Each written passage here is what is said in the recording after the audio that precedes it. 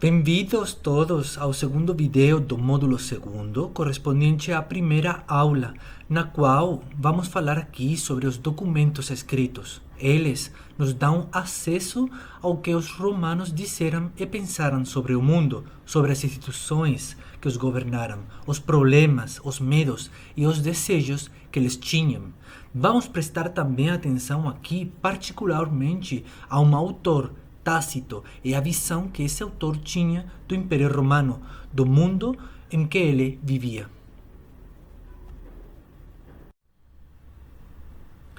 Os documentos escritos estão presentes em diferentes suportes ou mídias: pedra, metal, madeira, papiro. Perdemos já muito do que os antigos escreveram, mas mantemos documentos muito importantes, como por exemplo os grafites de Pompeia, onde se conserva a maior quantidade de grafites romanos até agora, do mundo. Os conteúdos dos grafites incluíam desde menções sobre sexualidade, política, recados amorosos, até poesias e trechos de obras clássicas romanas. Também dignos de nota são as placas de Vindolanda, a nossa melhor fonte de informação sobre o modo de vida na muralha de Adriano, na Britânia romana. Estes documentos registram assuntos militares oficiais, assim como mensagens pessoais de e para membros da guarnição de Vindolanda, suas famílias e seus escravos. Mas a maioria dos documentos conservados foi escrita por as mãos dos homens, pessoas intelectuais privilegiados que moravam em Roma ou em Itália, que escreveram sobre filosofia e história. Eles oferecem um ótimo ponto de partida para conhecer o império e a vida dos seus habitantes, porém, a visão que eles dão do mundo é particular e tendenciosa. Nos falta também a visão das mulheres, dos camponeses, dos escravos, das crianças. Mesmo assim, podemos saber muito sobre a vida de todos os grupos sociais que componiam o império. Entre as fontes e documentos que conservamos, destacam vários autores que merecem a nossa atenção. Virgílio foi um poeta latino. Sua obra mais conhecida, a Eneida, é considerada o épico nacional da antiga Roma. Segue a história de Enéas, refugiado de Troia, que cumpre o seu destino chegando às margens da Itália. Virgílio é, pois, autor de toda uma nova narrativa que reescreve a memória e a identidade de Roma, falando dos origens míticos da cidade. Tito Livio é autor da obra histórica intitulada A Urbe Condita, desde a fundação da cidade, onde relata a história de Roma desde o momento da sua fundação até o início do século I. E como Virgílio, Tito Livio também inventa e reescreve a memória e a identidade de Roma, bem na hora que está se impondo um novo sistema político que sinaliza a necessidade de retornar à grandeza de Roma e superar os problemas da República, o sistema imposto por Augusto. Estrabão foi um historiador e geógrafo grego, mas morava em Roma. Foi autor da monumental Geografia, um tratado de 17 livros contendo a história e descrições de povos e locais de todo o mundo que ele era conhecido na época. Nesse trabalho, Estrabão justifica o imperialismo romano sob um novo ponto de vista, mencionando os benefícios que ofereceram à civilização romana, a paz e a ordem estabelecidas por Augusto. Ovídio foi também um poeta e autor do Ars Amatoria, a Arte do Amor, uma paródia da poesia didática e um manual de 3 livros sobre a sedução. Em Metamorfoses, uma outra obra dele, ele desenvolveu e popularizou os mitos mais famosos da mitologia grega. Sêneca foi um filósofo estoico e um dos mais célebres intelectuais do Império, foi conselheiro de Nero, do imperador Nero, e obrigado a cometer o suicídio. E Plínio Velho escreveu a História Natural, um vasto compêndio das ciências antigas, distribuído em 37 volumes. Faleceu ao tentar observar, como naturalista que ele era, a erupção do vulcão Vesúvio que atingiu Pompeia.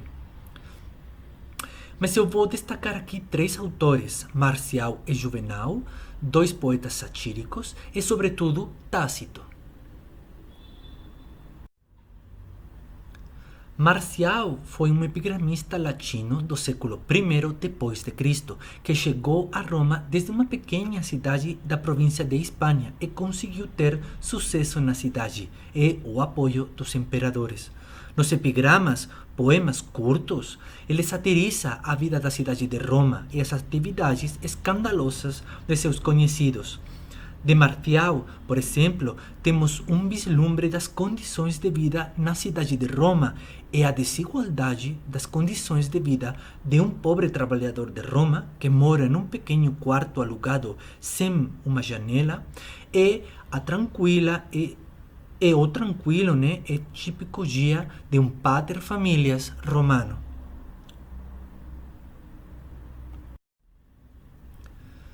Juvenal foi um poeta do final do século I e começo do século II, autor das Sátiras, uma fonte vital para o estudo da Roma antiga. Ele afirma que escreve sátira porque é obrigado pela ira e pela indignatio diante da inquietude, da corrupção e da libertinagem reinantes na cidade, segundo ele, de acordo com ele. Na sátira segunda, ele critica a hipocrisia de aqueles que se fingem de cúrios, de nobres, mas vivem em bacanais. E vai também contra os afeminados, falando, mas piores são aqueles que se lançam contra tais coisas, com palavras de Hércules, e que depois de falarem sobre a virtude, balançam o traseiro. Na sátira 6, considerando a ideia de manter as esposas trancadas e sob vigilância, fala o seguinte: eu sempre faço uma advertência aos meus amigos. Prenda ela, retenha ela, mas quem vai vigiar os vigias? A esposa planeja com antecedência e começa com eles. Essa piada, machista, não deixa, por um lado, de mostrar como os costumes de Roma estavam mudando na época e como os homens podiam ou temiam ser submetidos aos desejos femininos. Nos próximos vídeos, nós falaremos sobre a vida cotidiana e as condições das mulheres em Roma. E poderemos desenvolver todos esses temas com mais tranquilidade. Mas, por enquanto, estou interessado em focar no artigo sobre Tácito e o Império Romano que devemos ler para esta aula. O artigo é do professor Fábio Duarte Joly. É um bom ponto de partida para nós, para começar a ter uma primeira relação com os textos antigos, conhecer a visão de Roma e do Império a partir desses documentos escritos e saber também o tipo de conclusões históricas que podemos chegar a ter. Diante das fontes, o historiador tem que fazer perguntas. Um professor que eu tive me falou que um historiador ou um pesquisador é tão bom quanto são boas as perguntas que ele faz. Isso é bem importante para nós. A primeira das perguntas que a gente teríamos que nos fazer é: quem é Tácito? Que obras ele escreveu? As suas 2 maiores obras, Anais e Histórias, tratam dos reinados dos imperadores Tibério, Cláudio e Nero e dos 4 imperadores, o ano 69 depois de Cristo, um período de tempo então que se estende da morte de Augusto até a Primeira Guerra Romano-Judaica no ano 70 depois de Cristo. As outras obras de Tácito discutem oratória no formato de diálogo dos oradores, a Germânia e a vida do seu sogro, o Gneo Júlio Agrícola, o famoso geral romano responsável por a boa parte da conquista romana da Britânia, na obra Agrícola. Podemos nos perguntar por os temas que ele fala nessas obras e sobre o que ele não fala. Ele não tem interesse pela economia do império, por exemplo, pelas províncias, pela vida da plebe, dos escravos e dos camponeses. Está interessado em Roma, no sistema político, nas pessoas que fazem desenvolver esse sistema, e sobretudo nas relações do Senado com o imperador e com os exércitos. No artigo, na página 72, o professor Joly indica que na introdução das histórias, embora Tácito demonstre maior preocupação em descrever o quadro provincial, Roma permanece como centro de referência. Propôs-se Tácito a descrever a situação da cidade, o pensamento dos exércitos e a atitude dos provinciais.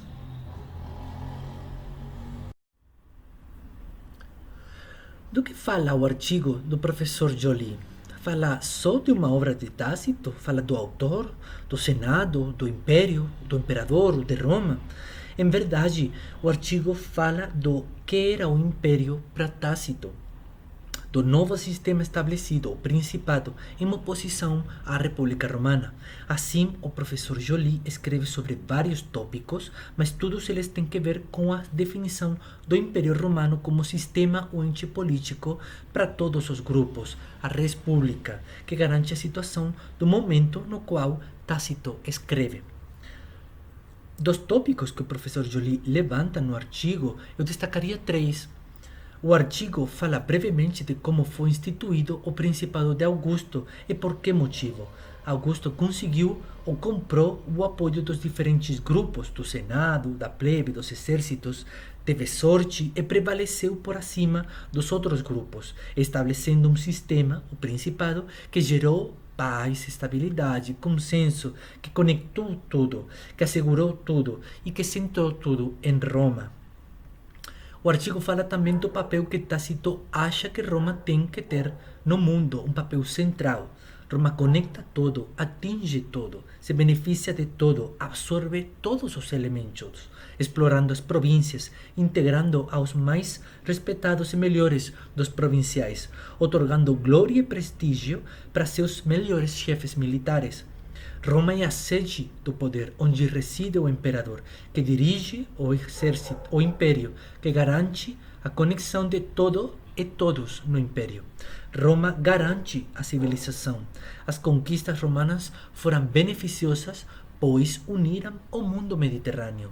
De acordo com Tácito, mesmo que o imperador mude, que a dinastia Júlio-Cláudia desapareça, que o imperador seja proclamado fora de Roma, para Tácito, o império tem que ser governado desde Roma. E o terceiro tópico no artigo, e o principal, é, nas palavras do professor Joly, identificar as múltiplas identidades operantes no império, os grupos e identidades coletivas, a Casa Imperial, o Senado, a plebe, os exércitos, e como esses grupos se articulavam para a constituição de uma ordem imperial.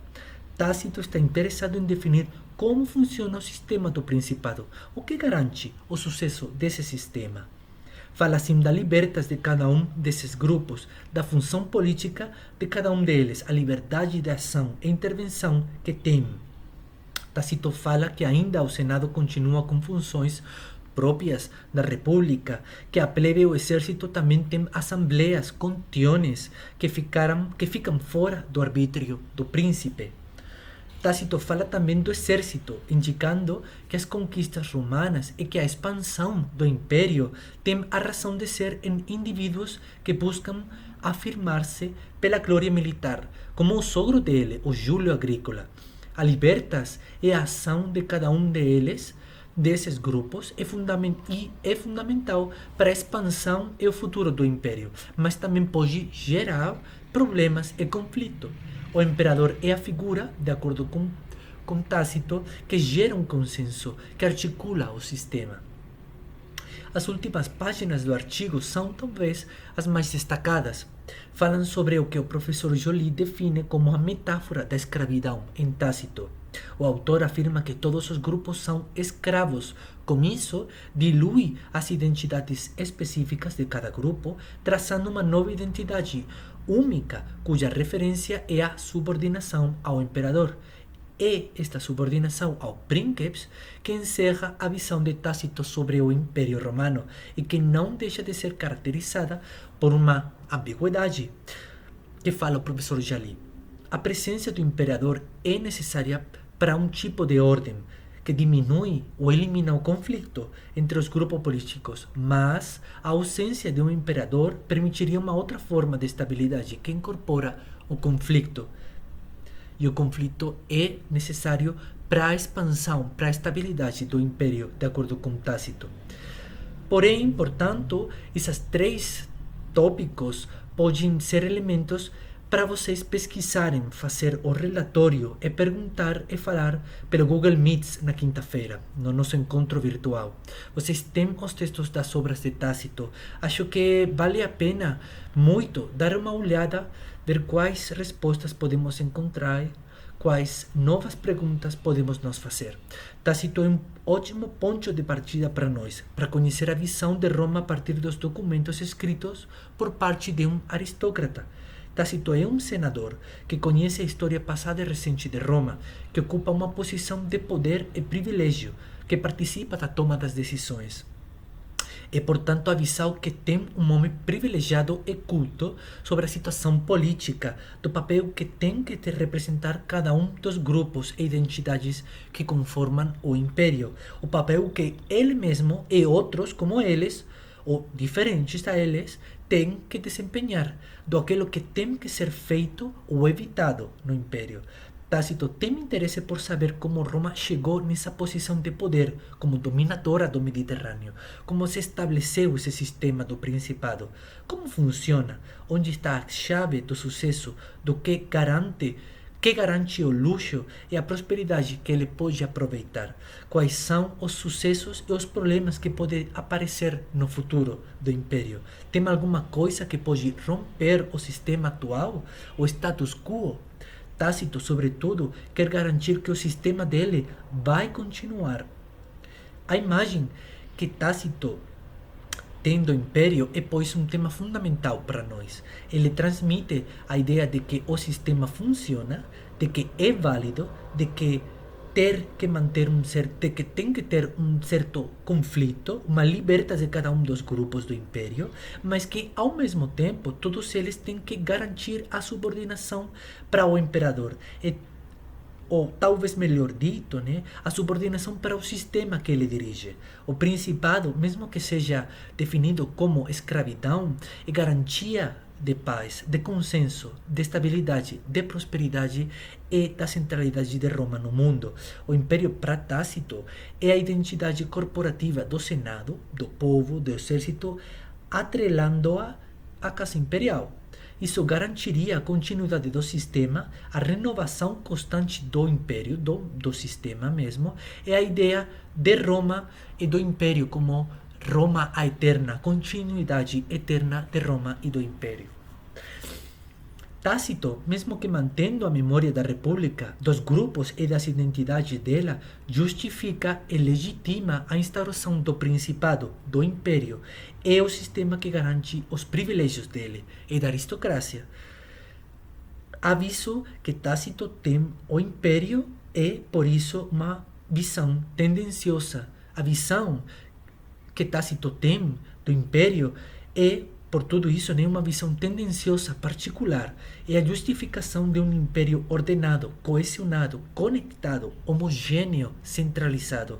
É a visão de um sistema político ideal sucedido, que condiciona, inclusive, a nossa visão do passado e do presente.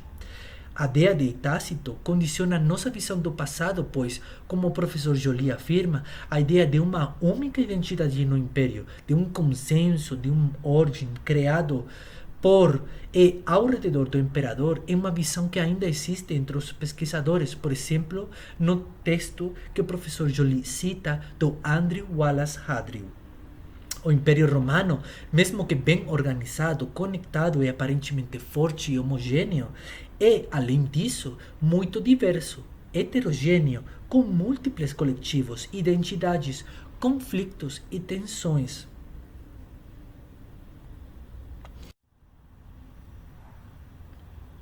A visão de Tácito do Império Romano também condiciona a nossa própria visão do presente, de que um Estado precisa estar fortemente comandado por uma pessoa como a única forma de garantir a ordem, o consenso, a estabilidade e a prosperidade continuada no tempo. O preço a pagar, porém, é alto. Temos que nos tornar escravos, de acordo com Tácito, insubordinados, perdendo a nossa libertas, a nossa capacidade de ação, sem poder sair fora do sistema estabelecido. Podemos ter certa liberdade de ação, mas isso não pode virar em discórdia. É essa a ideia do Império Romano que condicionou também as próprias teorias políticas dos séculos XIX e XX, dando pé, por exemplo, a conformações de governos como república, mas também a movimentos fascistas.